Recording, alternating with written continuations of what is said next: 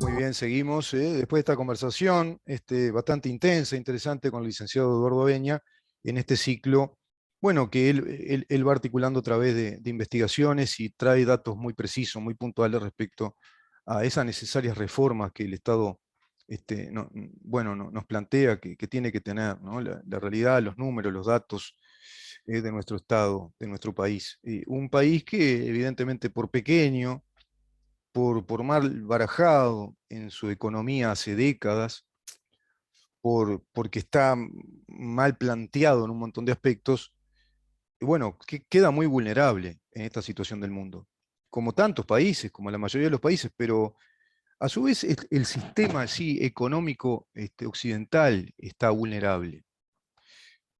Veo un montón de especialistas que van advirtiendo que la crisis va a ser tremenda.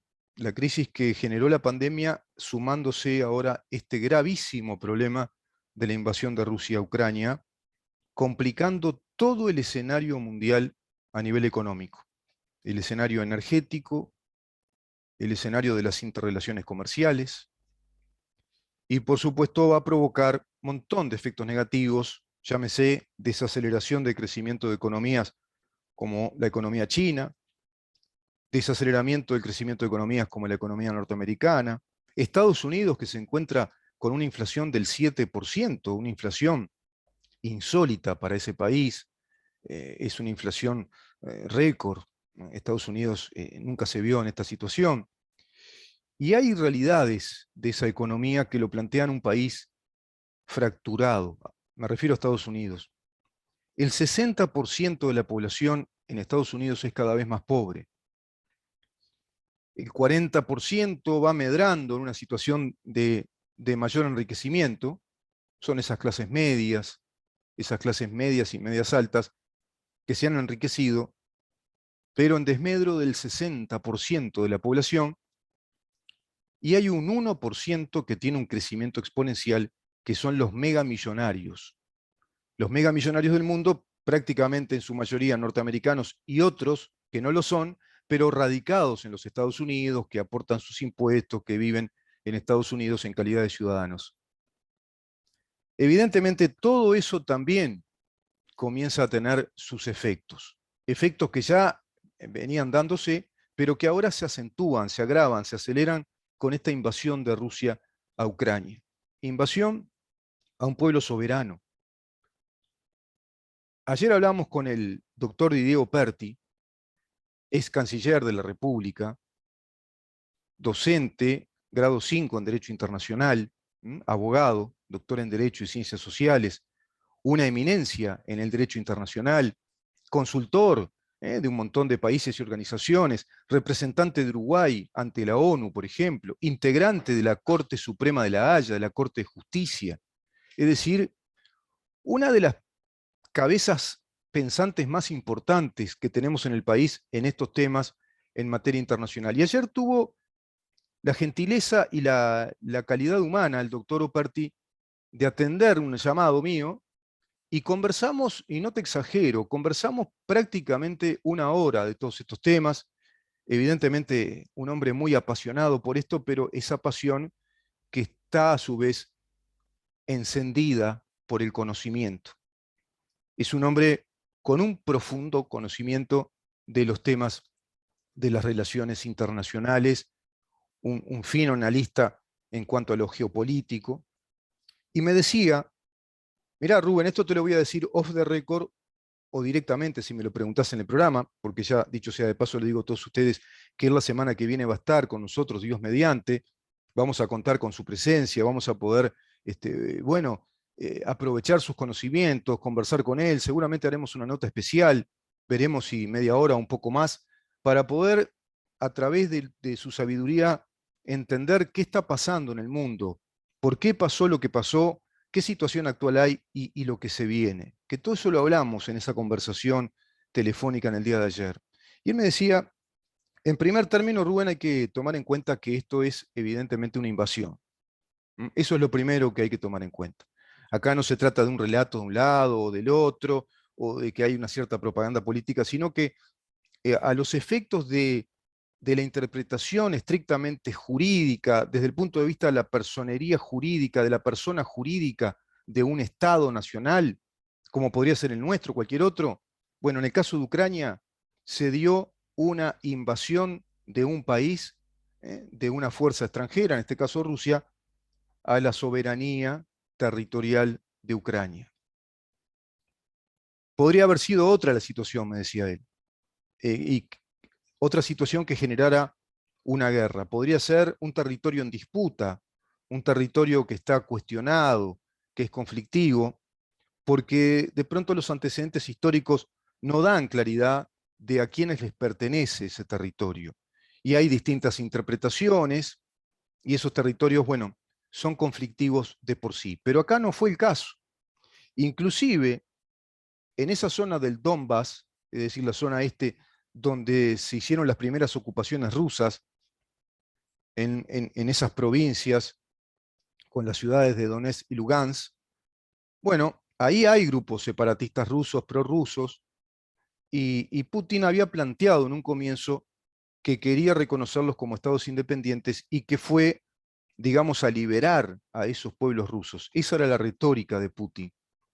La verdad es que esos pueblos rusos están instalados ahí artificialmente desde la época de Stalin, cuando Stalin planteó aquel programa del hambre planificada para los ucranianos y realmente acometió con un genocidio. Todos conocemos el genocidio terrible que los nazis provocaron a los judíos, fue espantoso, terrible, inhumano, el genocidio de los turcos a los armenios, pero también hubo un terrible genocidio de Stalin entre los tantos genocidios que Stalin cometió a los ucranianos. Los ucranianos tuvieron aproximadamente, o quizá más, algunos dicen que más, de 7 millones de muertos en ese plan terrible, perverso de Stalin, que fue el hambre planificada y la deportación de muchos de ellos a la Siberia, es decir, a los gulag. Y ahí se estableció población rusa, pero básicamente se militarizó esa zona. Eso continuó, esa señal siempre estuvo ante Occidente y Occidente nunca la miró con detención, no se resolvió. Sobrevino el Tratado de Minsk, que planteaba generar una zona ahí híbrida o neutra que separara las fronteras de Rusia con Ucrania, no se resolvió. Inclusive Putin agregó más combustible a ese fuego de conflicto, porque llevó más militares a esa zona, porque llevó grupos paramilitares encubiertos a esa zona que provocaran conflictos, que generaran en esa zona una realidad conflictiva.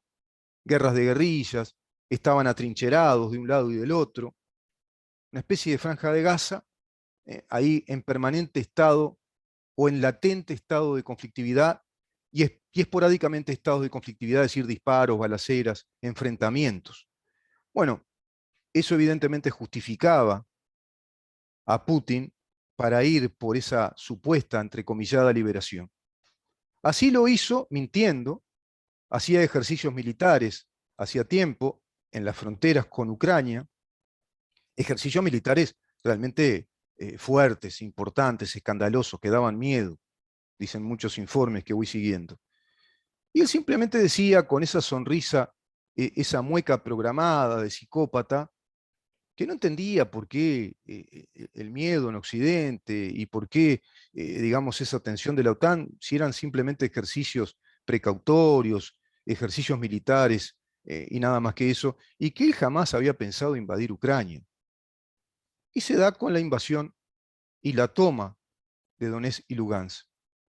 Antes lo había hecho con Crimea, esa parte bien sur de Ucrania, y luego siguió a distintas ciudades, entró cada vez más a territorio, cuando ya ese territorio era ucraniano, ya lo invadió.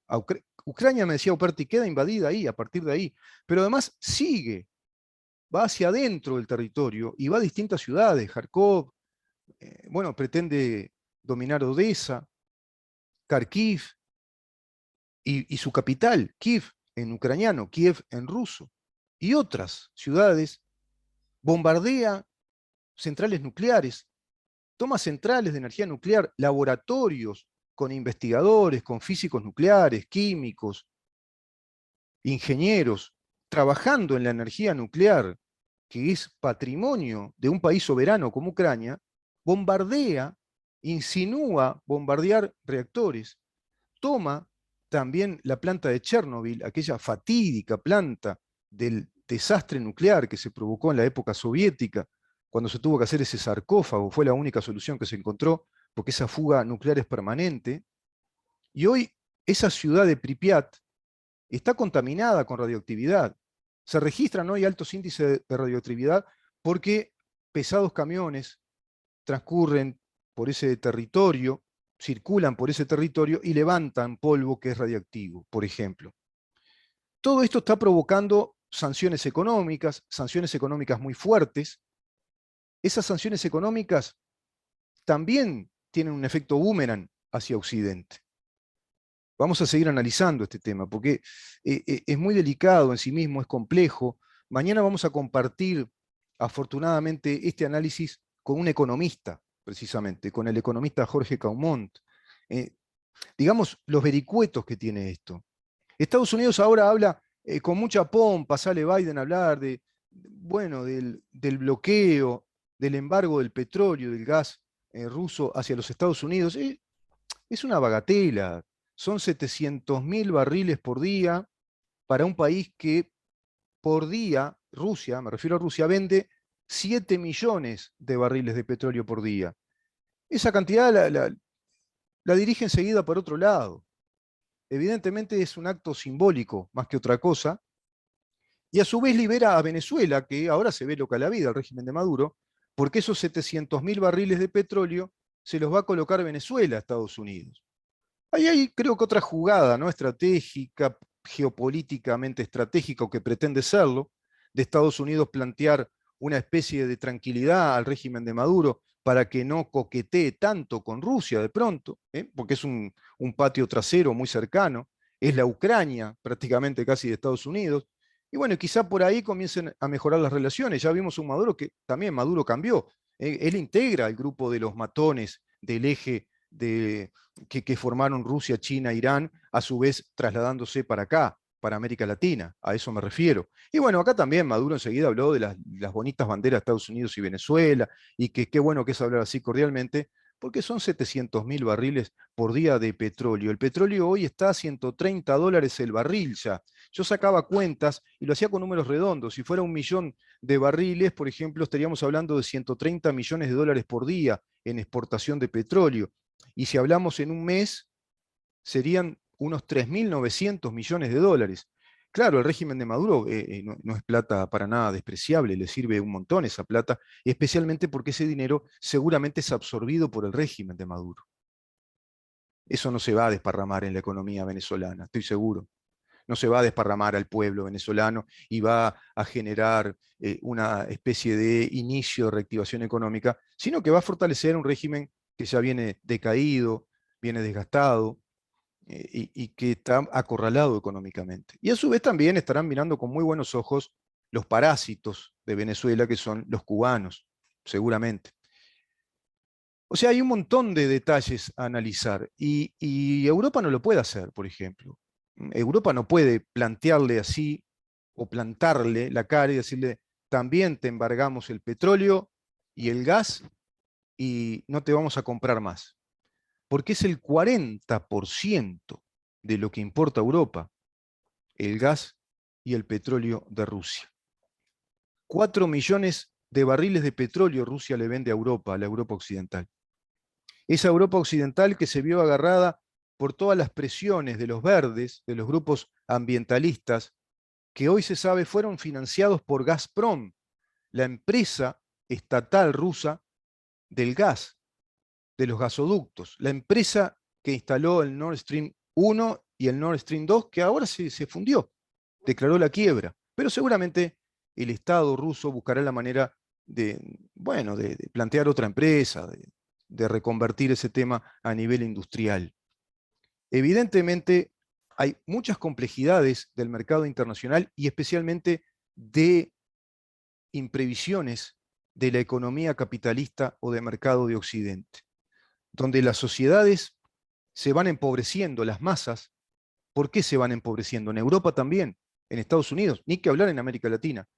Porque para el trabajador, el asalariado, el pequeño comerciante, es cada vez más cara la energía, es cada vez más cara, lo que hablamos hace un rato con Eduardo, y especialmente en países como el nuestro, que esto no lo tienen pensado a nivel de una política de Estado. La energía es cada vez más cara y los alimentos.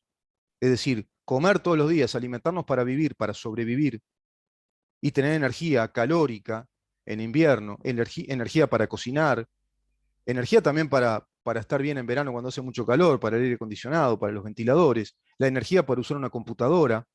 Bueno, todo eso es cada vez más caro en el mundo. Y se parten las sociedades en Occidente, se dividen, y por eso decíamos ayer que es muy difícil para un Estado republicano y democrático, porque está montado en ese sistema, me refiero al sistema de gobierno, al funcionamiento de la sociedad. Un gobierno no la representa en su totalidad, como en el caso de los Estados Unidos, sino que representa a una facción de esa sociedad y le debe cuentas al electorado. Esto también lo conversamos ayer con Operti y coincidía plenamente en este punto de vista que yo les estoy dando ahora. Y me decía que es un punto de vista muy inteligente y a su vez muy pertinente. Hay que tomar en cuenta estas cosas. Occidente hoy no está preparado para una guerra y por supuesto que ni hablemos de la guerra nuclear. Inclusive hoy la economía, la sociedad occidental, y me refiero a la sociedad política, tiene miedo a algún relampagueo nuclear en Europa. Se está hablando de que hay ojivas nucleares de precisión que tiene Rusia y que son de bajo alcance. Son de bajo alcance. Yo lo intuía, le decía a un amigo mío, che, ¿no tendrán ahora fosforitos nucleares? Y bueno, los tienen, ¿viste? Tienen ojivas nucleares de bajo alcance, no son esas megas detonaciones, pero que es un desastre. Y en la sádica cabeza de un tipo como Putin puede pasar cualquier cosa. Y las sanciones, cuando tanto lo apretan, uno lo primero que piensa es, ¿y qué reacción vendrá del otro lado?